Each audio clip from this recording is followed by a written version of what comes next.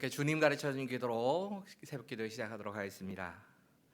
하늘에 계신 우리 아버지, 아버지의 이름을 거룩하게 하시며 아버지의 나라가 오게 하시며 아버지의 뜻이 하늘에서와 같이 땅에서도 이루어지게 하소서.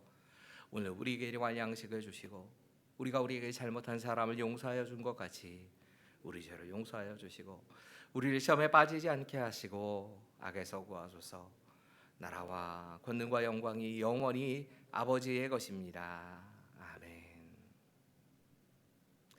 우리 함께 찬송가 320장 같이 부르실까요? 나의 죄를 정케 하사 같이 부르시죠. 나의 죄를 정케 하사 주의 일꾼 삼으신 구세주의 넓은 사랑 항상 찬송합니다. 나를 일꾼 삼으신 주 크신 능력 주시고 언제든지 주 뜻대로 사용하여 주소서. 내게 부어주시려고 은혜 예비하신 주 주의 은혜 채워주사 능력 있게 하소서. 나를 일꾼 삼으신 주 크신 능력 주시고 언제든지 주 뜻대로 사용하여 주소서. 죄의 짐을 풀어주신 주의 능력 그도다. 나를 피로 사신 예수 내 맘속에 오소서. 나를 일꾼 삼으신 주 크신 능력 주시고 언제든지 주 뜻대로 사용하여 주소서. 주여 내게 성령으로 충만하게 채우사 생명수가 강물처럼 흐르게 하옵소서. 나를 일꾼 삼으신 주 크신 능력 주시고 언제든지 주 뜻대로 사용하여 주소서. 아멘. 이 시간 우리가 묵상할 말씀은 출애굽기 28장 39절부터 43절까지의 말씀입니다. 출애굽기 28장 39절부터 43절의 말씀을 한 절씩 교독하시고 마지막 43절은 함께 읽도록 하겠습니다. 너는 가는 배실로 반포 속옷을 짜고 가는 배실로 관을 만들고 띠를 수놓아 만들지니라. 너는 아론의 아들들을 위하여 속옷을 만들며 그들을 위하여 띠를 만들며 그들을 위하여 관을 만들어 영화롭고 아름답게 하되 너는 그것들로 내 형 아론과 그와 함께한 그의 아들들에게 입히고 그들에게 기름을 부어 위임하고 거룩하게 하여 그들이 제사장 직분을 내게 행하게 할지며 또 그들을 위하여 배로 속바지를 만들어 허리에서부터 두 널쩍다리까지 이르게 하여 하체를 가리게 하라. 읽겠습니다. 아론과 그의 아들들이 회막에 들어갈 때에나 제단에 가까이 하여 거룩한 곳에서 섬길 때에 그것들을 입어야 죄를 짊어진 채 죽지 아니하리니 그와 그의 후손들이 영원히 지킬 규례니라. 아멘. 오늘 본문은 흔히 반포 속옷, 성경에 그렇게 주로 기록됩니다. 이라고 불렸던 이 대제사장이 입었던 속옷에 대한 이야기입니다. 정확하게 말하자면 지금 이 말씀은 대제사장이 입은 속옷이라기보다는 제사장들이 입고 있던 옷이라고 표현을 해야 더 정확한 말일 겁니다. 이 반포 속옷이라고 하는 것에 대해서 설명을 하면서 배실로 관을 또 만들고 또 띠를 수놓아서 만들라는 말씀이 이어지고 있습니다. 흔히 제사장의 옷을 6가지라고 말씀을 드렸지요. 흉패와 에봇이 있고 겉옷이 있고 반포 속옷과 관과 띠가 있다. 이렇게 6개를 말씀을 드렸는데 앞에 있는 3가지 흉패와 에봇 그리고 겉옷은 대제사장만 입는 옷입니다. 뒤에 있는 3가지 반포 속옷과 관과 띠는 제사장이 입을 수 있는 옷이었습니다. 이 반포 속옷에 대해서 말씀을 하면서 관과 띠를 만들라는 말씀이 같이 나옵니다. 오늘 본문 39절 말씀입니다. 같이 읽지요. 시작. 너는 가는 배실로 반포 속옷을 짜고 가는 배실로 관을 만들고 띠를 수놓아 만들지니라. 먼저 이미 관은 우리가 설명을 들었기 때문에 물론 그 관과 대제사장이 쓰는 그 관과 제사장이 쓰는 관은 다른 관입니다. 모양부터가 좀 다르게 생겨 있습니다. 하지만 어떻든 관은 다뤘기 때문에 이 띠에 대해서 먼저 생각해 보려고 합니다. 제사장의 옷에는 띠가 있었습니다. 이 띠는 제사장의 허리 부분을 묶게 되어지는 넓은 띠입니다. 그리고 끝 부분까지 이렇게 조금 드리워지게 되어 있습니다. 네, 제사장의 띠가 2종류가 있었던 거 분명합니다. 이 반포 속옷 안쪽에서 속옷을 딱 이렇게 막게 되어지는 띠가 또 있었고, 저 뒤에 앞에 보시면 우리가 흔히 겉옷, 제사장의 겉옷 또 에봇이라고 하지요. 겉옷보다는 오히려 저건 에봇이라고 표현해야 되겠네요. 그 에봇을 몸에 부착시켜서 딱 조여매는 띠가 또 따로 있었습니다. 이 2종류의 띠가 있는 겁니다. 근데 종류는 2가지가 있지만 이 2종류의 목적은 하나입니다. 이 목적은 봉사하기 위해서 매는 띠입니다. 제사장이 입는 이 옷에 띠가 달려 있고 대제사장도 마찬가지로 띠가 달려 있고 그 띠가 봉사를 하기 위해서 달려 있다는 겁니다. 제사장이 입는 옷 자체가 두루마리이기 때문에 이 띠를 딱 매지 않으면 몸에 고정이 되질 않습니다. 그래서 봉사를 할 때 거추장스러워서 이거 제대로 일을 할 수가 없습니다. 여러분, 제사장의 옷이 우리에게 보여주고 있는 것, 우리가 하나님 앞에서 제사장이라면 우리는 어떤 모습으로 하나님을 섬겨야 하는가, 하나님께 나아가야 하는가, 이걸 보여주는 겁니다. 근데 제사장까지 포함해서 모든 사람이 하나님 앞에서는 일꾼이라는 겁니다. 하나님이 일을 감당하게 하시기 위해서 제사장을 선택하셨다.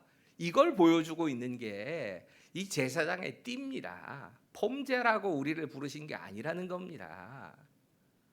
우리가 하나님 나라를 위해서건 이 땅의 지도자들을 위해서건 늘 기도해야 되는 건 어떤 사람이 지도자가 되어야 하느냐, 어떤 사람을 통해서 하나님께서 일하시느냐, 섬기는 사람을 통해서입니다. 섬길 준비가 되어 있는 사람, 그 사람을 통해서 하나님께서 하나님 나라의 직분을 감당하게 하시는 겁니다. 봉사하는 자세로 그 모든 일들을 감당해야 된다는 겁니다. 직분을 가지면 가질수록 더 그런 마음이 있어야 합니다. 참 묘한 것이 가만히 지켜보면 직분이 좀 교회 안에서 먼저 생각만 해도 예수 믿지 않는 사람들을 제외하고 우리끼리만 봐도 그냥 집사님에서 안수 집사님만 되면 태도가 좀 달라지는 것 같은 때가 있습니다. 훈련 받을 때는 안 그러시는데 안수 집사가 되면 그렇게 또 슬쩍 바뀌시는 분들이 계세요. 권사가 되고 장로님이 되면 또 달라지는 경우들을 많이 봅니다. 자꾸 고개가 이 어깨에 뭐라도 좀 넣으시는 것처럼 자꾸 목에 힘이 들어가세요.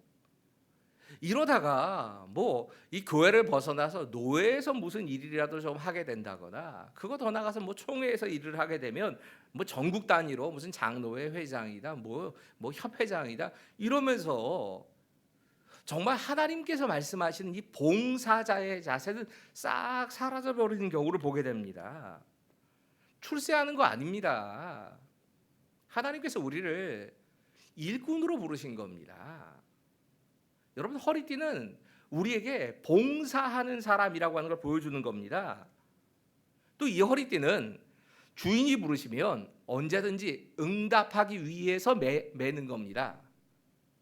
언제든지 주인이 필요하신 때에 내가 일하러 가겠습니다 하고 매는 게 허리띠인 겁니다. 누가복음 12장 35절 36절에 밤중에 주인을 기다리는 충성된 종의 모습이 나옵니다. 근데 이 충성된 종이 두 가지로 표현이 되는데 한 손에는 불을 켜고 있습니다. 등불을 들고 있습니다. 그리고 다른 한쪽에는 허리띠를 메고 있습니다. 여러분, 우리가 띠를 메고 있다고 하는 건 주님이 언제든지 어느 때 부르시든지 내가 나갈 준비를 하고 부르시면 갑니다 하는 것을 보여주는 게 허리띠입니다. 부르심에 합당하게 응답하겠다는 것을 고백하는 겁니다. 그리고 이어지는 이제 40절부터의 말씀은 조금은 다른 제사장의 의복에 대한 설명이 계속 나옵니다. 여러분, 지금 이 39절서부터 아니면 40절서부터 볼 수 있습니다. 이 대제사장과 제사장의 옷, 이걸 좀 구분해서 말씀을 지금 보여주고 있는 겁니다.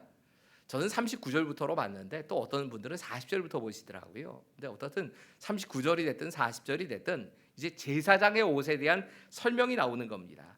일반 제사장, 대제사장 말고 그들의 옷에 대해서 설명하면서 40절과 41절 이렇게 말씀합니다. 같이 읽지요. 시작. 너는 아론의 아들들을 위하여 속옷을 만들며 그들을 위하여 띠를 만들며 그들을 위하여 관을 만들어 영화롭고 아름답게 하되 너는 그것들로 내 형 아론과 그와 함께한 그의 아들들에게 입히고 그들에게 기름을 부어 위임하고 거룩하게 하여 그들의 제사장 직분을 내게 행하게 할지며. 아멘. 속옷을 만들고 거기다 띠를 만들라 말씀하십니다. 이거 반포 속옷을 말하는 겁니다. 근데 그림을 잘 보시면 우리 번역으로는 반포 속옷이라고 번역을 했는데 사실 팔이 다 덮이고 발목까지 다 덮이는 그런 옷입니다.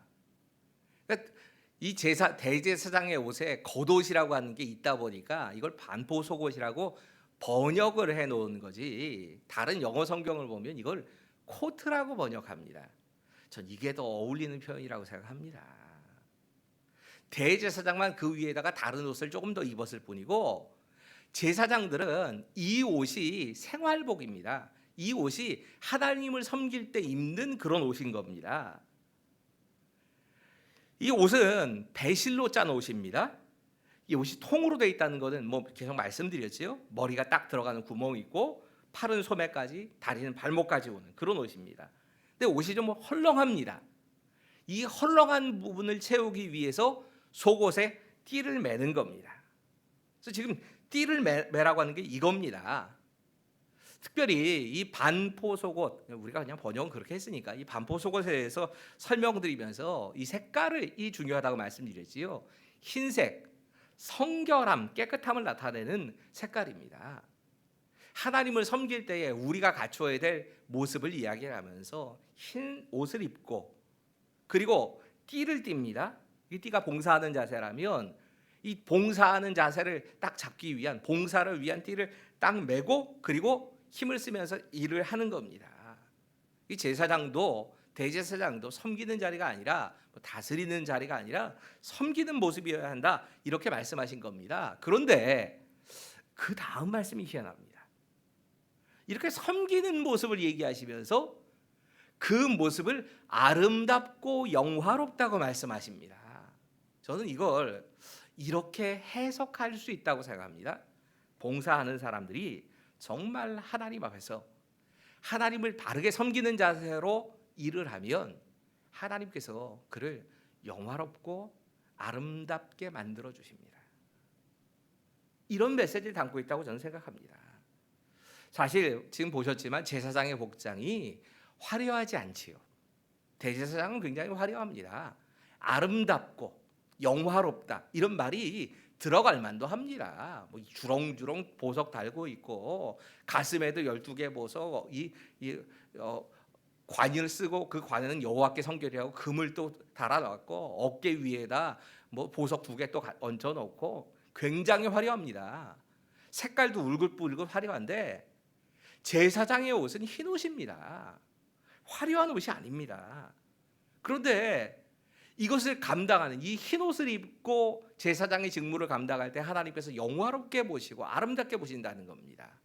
이 말은 흰옷, 이 가지고 있는 성결함이 자체가 하나님 보시기에 영화롭고 아름답다 이렇게 보시는 말씀일 수 있습니다. 이것도 이렇게 해석도 됩니다. 저는 그보다는 하나님 앞에서 하나님을 바르게 섬기고 백성을 바르게 섬기는 그 모습을 가질 때 하나님께서 그걸 영화롭게 또 아름답게 봐주시고 그렇게 만드신다는 이야기일 겁니다. 그래서 제가 이렇게 해석하는 이유가 있습니다. 사실 이 제사장의 옷은 스스로가 입지를 않습니다. 그 뒤에 이제 제사장의 위임식이 나오겠지만 오늘도 그 말씀이 나옵니다. 누군가가 입혀주게 하십니다. 모세가 입혀줬습니다. 모세가 제사장의 옷을 제사장이 직접 입지 못하고 모세가 다 입혀주는 겁니다. 그러니까 모세가 하나님의 뜻에 따라서 제사장을 세우는 겁니다. 근데 여기 입히다라고 하는 이 단어는 잘나서가 아니라 그 사람은 뭐 그 자격과 상관없이 그냥 아론의 자손이었기 때문에 입혀주신 겁니다. 하나님이 그렇게 영화롭게 하셨다는 얘기입니다. 여기에 조금 특이한 단어들이 등장합니다. 이런 말씀이 나오지요. 기름을 부어 위임하고. 여러분 위임이란 말이 어디선가 좀 들어는 보셨을 겁니다. 제가 저희 교회에 와서 위임 목사가 돼서 위임식을 했던 일이 있어서 이 위임이란 말이 그때 아마 한두 번 들어보셨을 겁니다. 이건 정확하게 말하자면 하나님께서 맡기셨다. 그래서 돌보게 하신다는 뜻입니다. 이게 위임이란 말의 의미는 그런 뜻입니다. 그런데 이 위임에 대해서 말씀하시면서 기름을 부어서 위임하라고 말씀하십니다. 이 제사장이나 성막에 대해서는 이 신약이나 다른 말씀을 통해서 우리가 그림자로 봐야 될 필요가 반드시 있기 때문에 기름을 붓고 그 기름을 부은 사람이 위임이 된다라고 하는 말은 아마도 성령의 기름 부음을 말하는 걸 겁니다. 성령의 기름 부음을 받아서 하나님의 사역을 감당해야 된다는 겁니다. 이 말씀을 좀 저에게 적용을 해본다면 이런 뜻일 겁니다. 누구도 하나님 대신해서 할 수 있는 사람은 없다. 제사장이라고 해서 제사장이 성령의 기름 부음 없이 하나님이 다스리시는 것 없이 하나님께서 맡기신 양떼를 목양한다는 건 불가능하다는 얘기입니다. 만약에 성령의 도우심이 없이 성령의 기름 부음이 없이 한다면 자꾸 인간적인 수단이나 계산만 하게끔 돼 있을 겁니다. 물론 저는 합리적인 것이 굉장히 중요하다고 생각합니다. 하지만 합리적인 게 다가 아닙니다. 성령의 기름 부음이 반드시 있어야 된다는 겁니다. 네, 여러분 이 말씀을 꼭 목사로만 자꾸 한정지어서 보시면 진짜 큰일 납니다. 대제사장은 분명히 예수님을 나타내는 것이 맞습니다. 하지만 제사장은 예수를 믿는 모든 성도를 제사장이라고 말씀하십니다. 그러니까 우리 모두에게 해당되는 얘기라는 겁니다.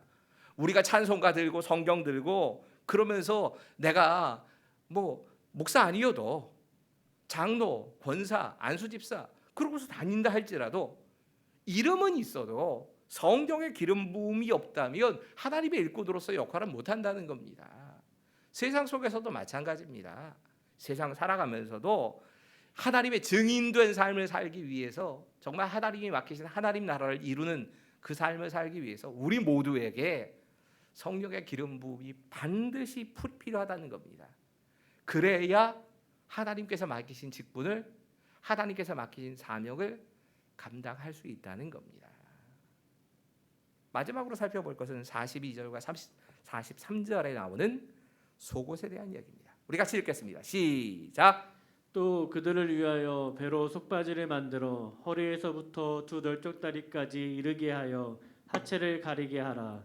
아론과 그의 아들들이 회막에 들어갈 때에나 제단에 가까이 하여 거룩한 곳에서 섬길 때에 그것들을 입어야 죄를 짊어진 채 죽지 아니하리니 그와 그의 후손이 영원히 지킬 규례니라. 여러분 참 희한한 말씀인데 배로 속바지를 입으라고 말씀합니다. 여러분은 이 반포 속옷이라고 하니까 진짜 이걸 속옷이라고 생각하지만 사실은 제사장에게 있어서 속 바지가 오히려 요즘 말하면 속옷일 겁니다. 팬티 같은 걸 겁니다. 여러분 유대인들이 입는 옷을 가만히 보시면 대부분 치마입니다. 그래서 그 안에 다른 걸 끼워 입지 않기 때문에 하체가 드러날 가능성이 많습니다. 실제로 다윗이 에봇을 입고 하나님께 법궤가 들어올 때 춤을 추지요. 그때 하체가 드러납니다. 왜 그러냐면 너무 심하게 춤을 춰서도 그러지만 속바지를 안 입어서 그럽니다. 다른 사람들은 속바지 안 입습니다. 근데 제사장만은 반드시 속바지를 꼭 입으라고 하시는 겁니다. 여러분 이 속바지의 용도를 딱 한 가지로 말하자면 가리는 데 쓰인 겁니다. 부끄러움을 가리는 데 쓰인 겁니다. 여러분 옷의 기능 가운데 하나가 부끄러움을 가리기 위해서 옷을 입지요. 그걸 드러내지 않도록 하기 위해서 옷을 입는 것이 필요합니다. 처음 하나님 앞에 죄가 없었을 때에 이 하나님의 백성들은 벌거벗었으나 부끄러워하지 않았습니다. 이것이 부부의 관계이기도 하지만 벌거벗었으나 부끄럽지 않은 것이 죄가 없을 때 우리의 상태였다는 겁니다. 그런데 창세기 3장의 죄를 짓자마자 사람들이 제일 먼저 한 것, 타락한 후에 제일 먼저 한 것, 무화과 나무 잎을 가지고 자신의 하체를 가리기 위해서 옷을 만듭니다. 죄와 함께 부끄러움을 가리는 일이 생겼다는 겁니다. 그런데 이 말씀이 가만히 3장을 가만히 묵상해 보면 3장의 끝부분이 어떻게 되느냐 하면 하나님께서 그들을 위해서 가죽옷을 지어 입히십니다. 그리고 끝이 납니다. 그 분명한 건 사람이 처음으로 옷을 입은 건 죄 때문에 타락해서 죄 때문에 부끄러움을 가리기 위해서 옷을 입었는데 이렇게 시작된 건 분명하지만 하나님께서도 결국에 죄를 범한 우리 인간은 옷을 입어야 한다는 걸 인정하신 겁니다. 인정만 하신 것이 아니라 하나님이 직접 가죽옷을 지어서 입히십니다. 여러분 가죽옷은 짐승이 죽어야만 생기는 옷이지요. 짐승이 피를 흘리고 죽어야 입을 수 있는 옷이 가죽옷입니다. 어떤 그 죄가 없는 짐승 어떤 짐승이 가죽옷을 지어 입히기 위해선 죽었다는 얘기입니다. 그런 희생을 치르면서까지 하나님께서 우리의 부끄러움을 가려주셨다 하는 얘기입니다. 참 놀라운 건 여기 가리다라고 표현되어 있는 렉가소트라고 하는 표현은요 이런 뜻도 있습니다. 속죄, 죄를 가리다, 죄의 값을 치르다라는 뜻이 있습니다. 하나님께서 지금 이 그림자로 제사장의 옷을 통해서 우리에게 보여주시는 게 이겁니다. 우리 제사장이라고 하는 말이 제일 먼저 생각해야 되는 건 하나님의 직분을 감당하면서 일하는 것일 텐데 우리는 그 직분을 감당하기에는 다 부족한 사람들입니다. 다 감당할 자격이 없는 사람들이라는 얘기입니다. 근데 그 감당할 자격이 없는 사람들이 하나님 앞에서 어떻게 서게 되느냐? 가려주셨기 때문에 섭니다. 예수님의 보혈로 우리를 가려주셔서 우리가 서는 겁니다. 심지어 그 가려짐이 없이는 우리가 하나님 앞에서 직분을 감당할 수도 없고 죽는다고 말씀하십니다. 우리 모습 그대로를 가지고 우리의 연약함을 가지고 우리의 죄를 그대로 가지고 하나님께서 맡기신 사명을 감당할 수 없다는 얘기입니다. 그렇게 강력하게 권고하시는 겁니다. 오늘도 같이 계속 좀 기도하실 텐데요. 제가 이 우크라이나 선교사님의 편지를 좀 오늘은 읽어드리고 그 기도 제목 가지고 같이 기도했으면 합니다. 2월 26일 우크라이나 상황과 기도 제목이라고 올라와 있습니다. 네, 지금 저희가 녹화를 해서 설교를 하기 때문에 오늘 날짜에 바로 기도 제목을 찾을 수는 없겠고 26일에 온 걸 읽겠습니다. 2월 24일 러시아 군의 침공으로 전쟁이 시작된 이후에 우크라이나는 3면으로 러시아 군의 공격을 받고 국토를 방어하고는 있지만 전력의 열세로 수도 키예프 앞까지 러시아 군이 침략해 들어와 있는 상황입니다. 그리고 러시아 군의 선발대들이 키예프 시내에 잠입 활동을 하면서 사회를 교란하고 정부군과 교전을 벌이고 있는 곳들도 있습니다. 푸틴은 속전속결로 전쟁을 종결하고 친러시아 과도 정부를 세우려고 하지만 우크라이나의 강력한 저항에 막혀 있습니다. 앞으로 며칠간 전투가 우크라이나의 흥망성쇠를 결정하게 될 것 같습니다. 우크라이나 정부는 계엄령과 함께 총동원령을 내려서 국토 수호에 확고한 의지를 나타냈습니다. 한쪽에서는 징병과 자원 입대자들이 서쪽에서는 폴란드 국경을 통해서 우크라이나를 떠나려는 피난민들이 북새통을 이루고 있습니다. 18세에서부터 60세까지 우크라이나 성인은 국경에서 돌려보내고 있습니다. 걸어서 국경을 넘는 사람들이 많아졌습니다. 군사시설만 러시아는 폭격한다고 하지만 거짓말입니다. 지금 민간인 지역에서도 폭격이 진행되고 있고 일반인들이 찍은 영상 자료들이 그 증거가 됩니다. 저희 교회는 생명의 길 교회라고 하는 교회를 섬기고 계신 선교사님이시기 때문에 그 교회가 수도 키예프의 북쪽에 오블론에 있습니다. 어제부터 공습 사이렌이 울리고 사이렌이 울리면 시민들은 건물 지하실이나 지하철 방공호로 대피하고 있습니다. 러시아 군인들이 지나가고 러시아군의 미사일과 항공기를 이용한 폭격으로 인해서 생명의 길 교회 교인들에게 피난처로 교회를 제공했는데 교인들뿐만 아니라 주변 아파트에 사시는 분들이 대략 50여 명 정도가 교회 지하실에서 대피하고 있습니다. 특별히 식료품이 부족함이 없게 하시고 주님께서 마음과 심령에 안전하고 평안하게 지켜주시기를 기도해 주십시오. 두고 온 교인들 생각하면 마음이 너무 아픕니다. 세계 곳곳에서 우크라이나 전쟁을 반대하는 시위들이 벌어지고 있습니다. 주님이 사랑하시는 우크라이나를 위해 기도해 주세요. 그리고 기도의 제목 6가지를 올리셨습니다. 이 내용 보고 기도할 텐데요. 이런 내용입니다.